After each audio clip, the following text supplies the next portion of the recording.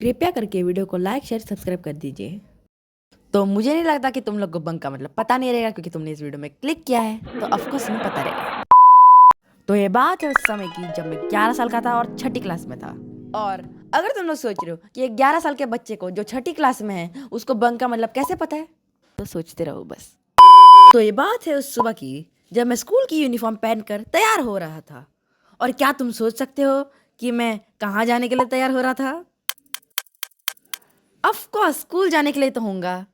तैयार होने के बाद मैंने अपनी साइकिल उठाई साइकिल नहीं उठाई, साइकिल के ऊपर बैठा और स्कूल की ओर चल पड़ा। और क्या तुम सोच सकते हो कि जब मैं साइकिल चलाकर स्कूल जा रहा था तब मैंने क्या देखा? क्या ही देखूंगा, मैंने कार्स देखे, बाइक्स देखे, झाड़ पेड़ पौधे सब देखे, लेकिन मैंने एक और चीज़ देखी। मैंने दो लड़कों को देखा जिसने हमारे स्कूल के यूनिफॉर्म पहन रखी थी।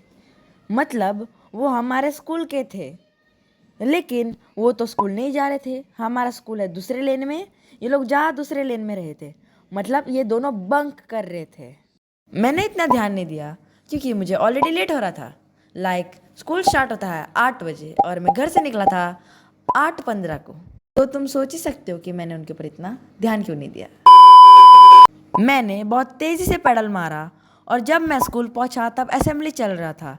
इस समय तक उन दोनों के बारे में मैं भूल गया था। जैसे ही असेंबली खत्म हुआ मैंने अपना बैग उठाया और क्लास की ओर भागा। मैंने मेरे दोस्त को देखा, मैं मेरे दोस्त के बाजू में बैठ गया। और तुम लोगों के लिए मैं मेरे दोस्त का एक छोटा सा इंट्रोडक्शन देना चाहता हूँ। हम उस दोस्त को बुलाएंगे इस खाने के लिए चोमू, क्योंकि मैं नहीं चाहता वो मेरे घर पे आके मुझे मारे,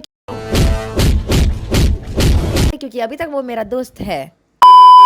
तो चोमू जो है वो बहुत ढीठ किस्म का बच्चा है।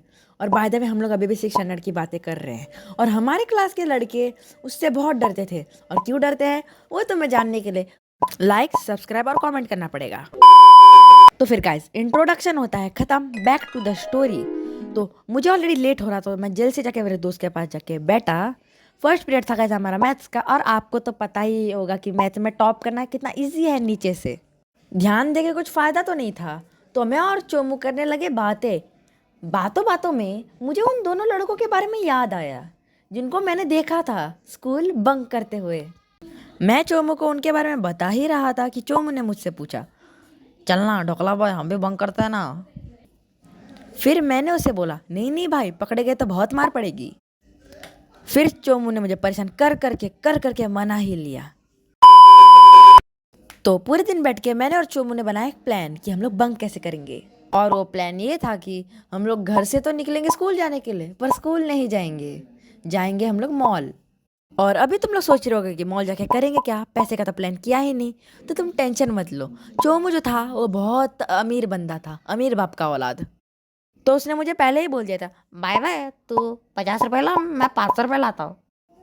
तब तो मैंने हाँ बोल दिया था, पर चोमू को ये नहीं पता कि मैं 1 रुपया तक नहीं लाने वाला हूँ। अगले सुबह मैं जल्दी से उठा और फिर मैं करने गया। क्या करने गया? बंक की तैयारी। मैंने अपना यूनिफॉर्म पहना, बैग उठाया, साइकिल पर बैठा और चले गया मॉल की ओर। जैसे ही मैं मॉल में पहुंचा मैंने एक ऐसी चीज देखी जिसे देख के मुझे मेरे आंखों पे विश्वास नहीं हो रहा था। और अगर तुम्हें जानना कि मैंने ऐसा क्या देखा जिससे मैं पूरा हिल गया, तो करो लाइक शेयर सब्सक्राइब और कमेंट करो पार्ट 2।